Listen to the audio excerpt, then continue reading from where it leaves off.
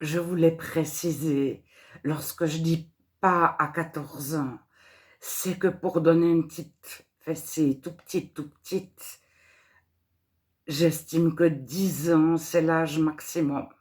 C'est déjà presque trop.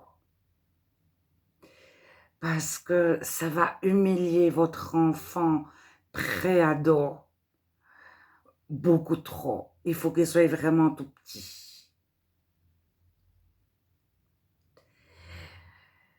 Euh, Parce que j'ai dit surtout pas à 14 ans sans préciser ce que c'était surtout pas. Sinon, pourquoi je suis pour les punitions, même tout petites?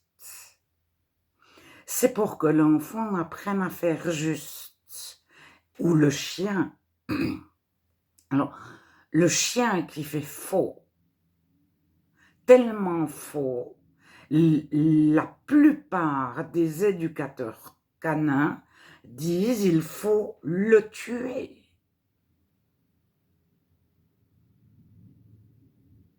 Alors, les un ou deux éducateurs canins qui les récupèrent, il y a par exemple César, mais c'est en anglais et en espagnol. Mais c'est l'éducateur canin mondial. Mais quand un chien est très agressif, il entre dans une meute de 50 chiens. Les 50 chiens sont des molosses, des pitbulls, des staffs américains, etc. Et il entre en tant que chef de meute, il n'y en a pas un qui bouge. Mais ces chiens n'ont pas peur de lui.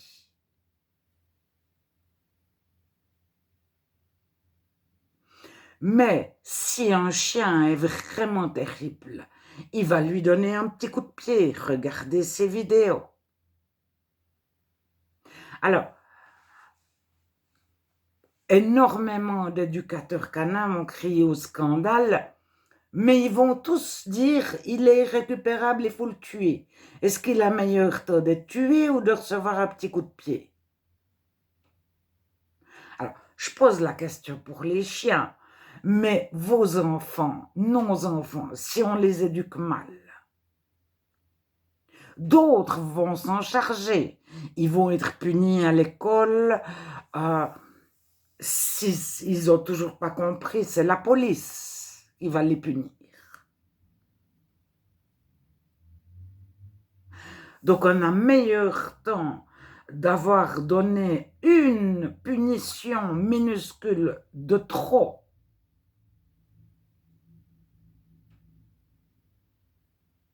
et que notre enfant ne soit jamais réprimandé par ses profs ou par ses camarades. Si on y a laissé tout faire, lorsqu'il se retrouve entouré de 3 à 4 jeunes de son âge, eux vont pas le laisser tout faire.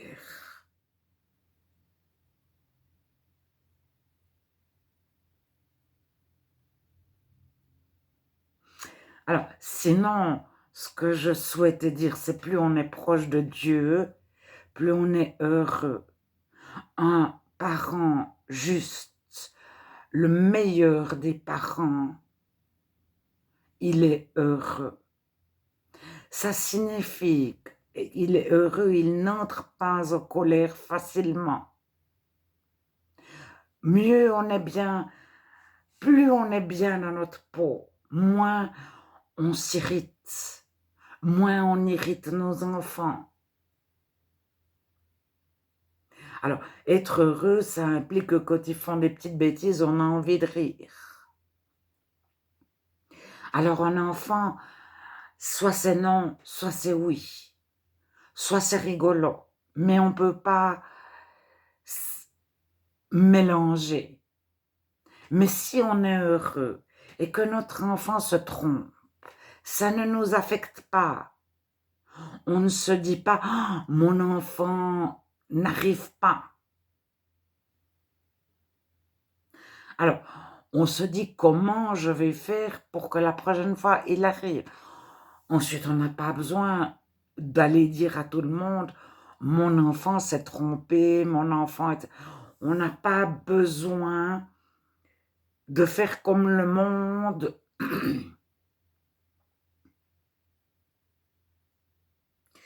Notre enfant, comme on ne dit pas du mal de lui, a confiance en nous. Comme on lui pardonne, il a confiance en nous.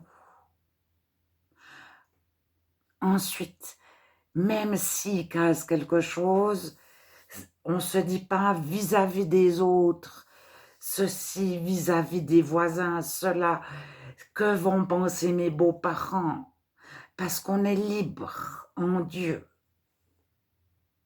Donc on ne se dit pas si notre enfant fait quelque chose, mes beaux-parents vont penser que c'est moi.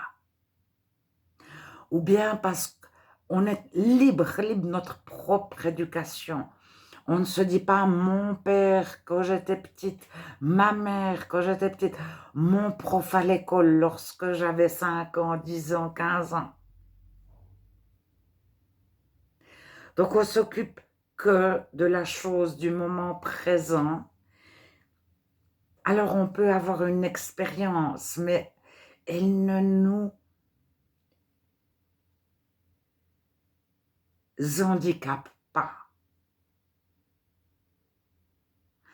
Bien que avec Dieu, c'est toujours neuf. On ne peut pas utiliser le passé. Mais un enfant, il a 3 ans, on réagit d'une certaine façon. Ce qui fonctionnait quand il avait 3 ans, quand il a 5 ans, il voit d'autres choses. Il y a d'autres situations, tout est nouveau. Donc, ce qu'on utilisait quand il avait 3 ans ne fonctionne plus quand il en a 5. C'est pour ça qu'il faut aller à Dieu constamment. Plus on est proche de Dieu, plus on est heureux, plus on est dans la joie. Et quand on pose des limites, c'est pas pour notre bien. Aussi, on peut aussi poser une limite, je fais la sieste entre 1h et 1h20, vous ne me dérangez pas.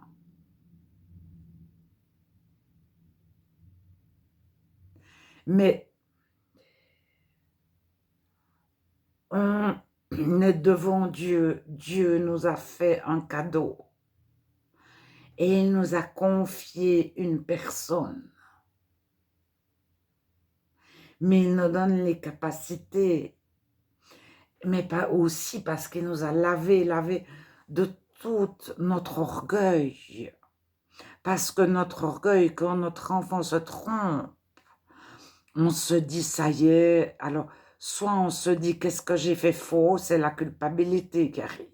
Soit on accuse l'enfant, soit on se dit qu'est-ce que vont penser les autres, ça donne une mauvaise image de moi. Alors l'orgueil est aussi dangereux que la dépression, que la colère, etc., etc. Mais lorsque Dieu a enlevé notre orgueil, notre fierté, notre dépression, il nous reste sa joie et ses forces. Les forces de Dieu, c'est une grande dignité. On n'est pas des lavettes.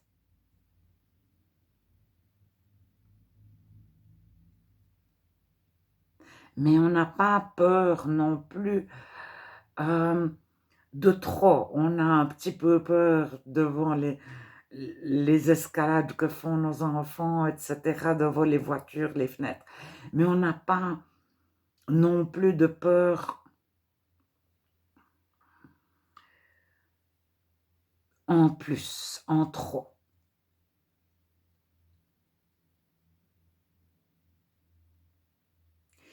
Plus on a été lavé de l'intérieur, on sera toujours des meilleurs parents parce que heureux, parce que de la joie, de la paix, etc. Donc on ne multiplie pas non plus les ordres. Fais ci, fais ça, bouge pas, assieds-toi, mange, tais-toi, etc. On donne un ordre. Et puis l'ordre, il dure 3, 4, 5 heures à la prochaine remarque, au prochain ordre. Et pendant ces 4, 5 heures, on peut jouer, on peut apprendre des choses à nos enfants, on peut développer une multitude de sujets sur lesquels communiquer. Bien sûr que si on communique que sur ces chaussettes sales qui traînent sous le lit, et qu'on n'a que ce sujet de conversation, mais si on a les vacances, les récréations d'école, les copains-copines, les grands-parents, euh, la décoration de sa chambre, sa nouvelle trottinette, vélo, etc., voiture plus tard. On a une multitude de sujets et on n'a pas non plus que Dieu si on est chrétien.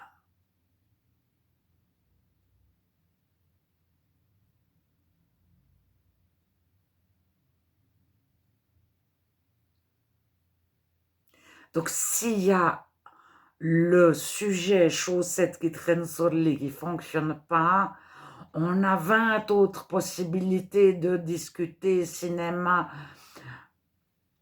influenceurs, YouTube, etc. Demandons à Dieu, si on est dans des situations difficiles, il est capable de nous faire repartir à zéro, que toute la situation change. On va s'y prendre tout différemment. En premier, parce qu'on est pardonné par Dieu de toutes nos erreurs, à nous. Et comme Dieu nous pardonne, on pardonne. Si vous ne pardonnez pas aux autres, je ne vous pardonne pas non plus. Nous dit Dieu.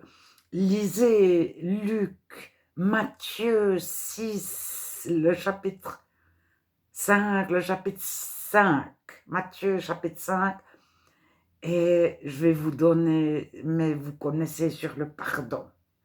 Il y a des paraboles de Jésus sur le pardon. Si vous ne pardonnez pas aux autres, Dieu ne vous pardonne pas. On ne pardonne pas parce que ça nous fait du bien, parce qu'il faut, parce que je ne sais pas tout quoi. On pardonne parce que si on ne pardonne pas, Dieu ne nous pardonne pas. Alors, il nous donne les forces de pardonner. Il nous aime en premier, il nous pardonne en premier. Et il nous, lorsqu'on se convertit, on a le pardon facile. C'est évident. Toi, tu es pardonné par Dieu tellement, tellement, tellement. Comme moi, j'ai été pardonné par Dieu tellement, tellement, tellement. Donc, c'est très facile de pardonner. Parce qu'on le reçoit. Parce qu'on se sait pardonner et on sait les autres aimer et pardonner par Dieu. Qui suis-je, moi, pour aller dire à l'autre, je ne te pardonne pas, si Dieu y a pardonné, si Dieu a oublié le mal qu'il a fait? Qui suis-je, moi, pour aller lui rappeler? Mais ça commence par ça. Si Dieu a oublié le mal que j'ai fait, il ne s'en souvient plus. Est-ce que moi, je vais dire, oui, mais quand même, moi, je pense autrement que Dieu parce que je suis plus grande que lui? On sait peu de choses, on sait peu de choses par rapport à Dieu. Lui connaît toutes choses. Et lui connaît le cœur de chacun de nos enfants. Si on a des animaux, comment s'y prendre avec nos animaux? Lui sait, lui sait. Alors, on peut écouter des personnes, des êtres humains. Alors, sur 10 choses qu'ils nous disent, il y en a toujours 8, 9 de valables. Alors, il faut apprendre à trier. Tandis que sur ce que Dieu nous dit, tout est valable. Il n'y a pas la chose en trop.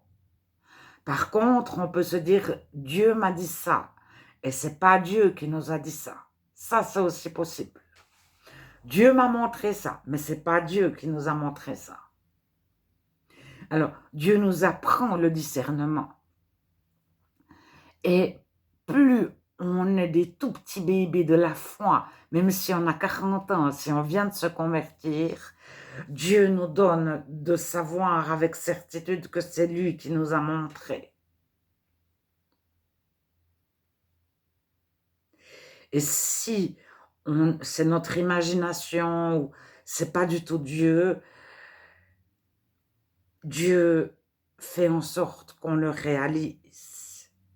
Il prend soin de nous comme un tout petit enfant. Donc, il nous montre des choses qu'il ne nous montrera plus 4 ans plus tard. Ou qu'il est censé ne plus nous montrer parce qu'on est devenu un chrétien adulte.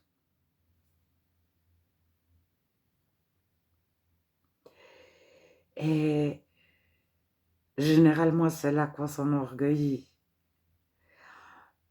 Ne regarde pas en arrière, parce que quand on regarde en arrière, oh, mais j'ai fait tout ce chemin, mais il m'est arrivé ça, moi.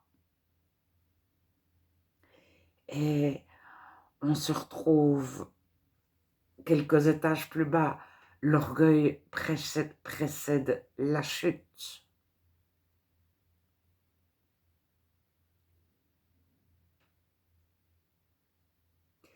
Apprenons à nos enfants à ne pas s'enorgueillir. Ils n'ont pas besoin de bravo. Si une fois, ils n'ont pas besoin de récompense. Si une fois, mais on ne peut pas les bourrer de bravo et de récompense. Le jour où on ne leur en donne pas, mais c'est la catastrophe.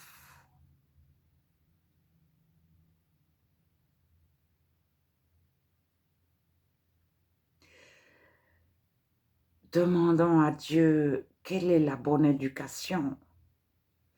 Parce que cette histoire de récompense, d'aimer, si l'enfant n'y entre pas, un enfant, il a besoin de limites et de tester les limites. Qui est le chef de famille? Qui est le chef de meute? Demande le chien. Et l'enfant dit, mais qui commande dans cette maison? C'est moi? C'est maman? C'est papa? Et l'enfant va tester les limites. C'est moi le chef ou c'est toi? Et on ne peut pas garder notre enfant dans un espèce de cocon où il ne teste jamais les limites. C'est même très bien qu'il nous confronte.